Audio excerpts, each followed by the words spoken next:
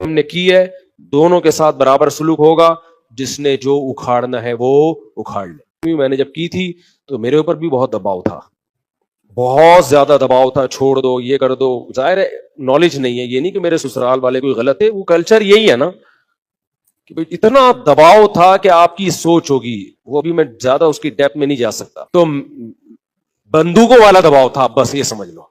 تو میں نے اس وقت یہ الفاظ کہے تھے کہ میں نہیں چھوڑوں گا کسی کے قصور کے بغیر، میں اس کو نہ اس کو نہ اس کو.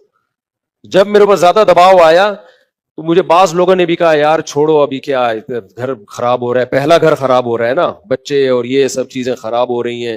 میرے بچے بھی تھے پہلے سے، وہ واقعی خطرہ ہو گیا تھا کہ سب غائب ہو جائیں گے مجھ سے.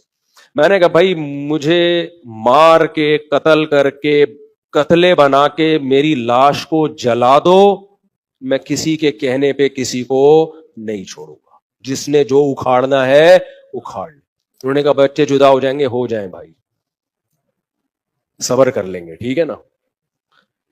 کیونکہ اب کسی بھی چیز کو آپ اپنی کمزوری سمجھو گے تو پھر کچھ نہیں ہو سکتا. سمجھتے ہو گے نہیں سمجھتے؟ پھر میرے ساتھ ہوا کیا وہ میں نہیں بتاؤں گا آپ کو، لیکن یہ الفاظ تھے میرے اور اسی پر میں قائم رہا کہ بھائی جو اکھاڑنا ہے اکھاڑ لو. آپ کہہ رہے ہو بچے چھین لو گے، بچے چھیننا تو بہت ہلکا کام ہے. آپ مجھے مارو، میرے قتلے بناؤ، میری لاش کو بوری میں ڈالو، مجھے جلا دو، پیٹرول چھڑک کے آگ لگا دو. جس نے جو اکھاڑنا ہے اکھاڑ لے، کر لی ہے، جو اکھاڑنا ہے اکھاڑ لے. کیونکہ مجھے موٹیویشن اللہ کی طرف سے مل رہی تھی.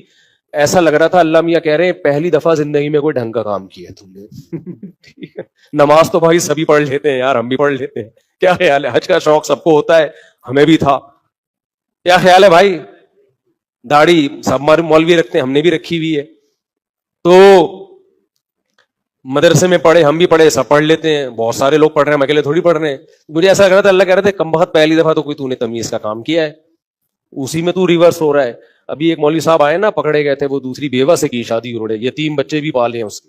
اتنے بیچارے پریشان تھے، ینگ مولانا تھے وہ، ایسے بیٹھے ہوئے ہیں نا 1 گھنٹے سے منہ لٹکا کے. میں نے کہا بلا لو، ٹائم دے دو ان کو. کہہ رہے میں نے کی ہے اور میرے بہت زیادہ دباؤ ہے نا، تو میں کیا کروں یار. مجھے ایسا لگ رہا ہے جیسے میں نے غلط کیا ہے، کیونکہ بہت زیادہ دباؤ ہے سسرال کی طرف سے. مجھے ایسا لگ رہا ہے میں نے غلط کیا ہے. میں نے کہا مولوی صاحب زندگی میں آپ نے پہلی دفعہ کوئی صحیح کام کیا ہے، اسی پہ آپ شرمندہ ہو یار، باقی سارے کام تو سبھی کر لیتے ہیں، اس میں کون سی ایسی بڑی بات ہے. میں نے کہا اب آپ اپنی بائک کے پیچھے لکھ دو موسٹ وانٹیڈ. میری یہ حالت ہو گئی تھی، گریبان کھول کے نا عجیب سے کپڑے پہن کے گھوم رہا تھا میں، اتنا وانٹیڈ بنا ہوا تھا، جو میرے پیچھے لوگ پڑے ہوئے تھے. اب تو پھر بھی سن لیتے ہیں، وہ لفظ مارکیٹ سے شارٹ ہو گیا تھا، یہ لفظ شارٹ ہو گیا تھا یہ مارکیٹ سے، دوسری شادی کا ایسا رواج ختم ہوا تھا.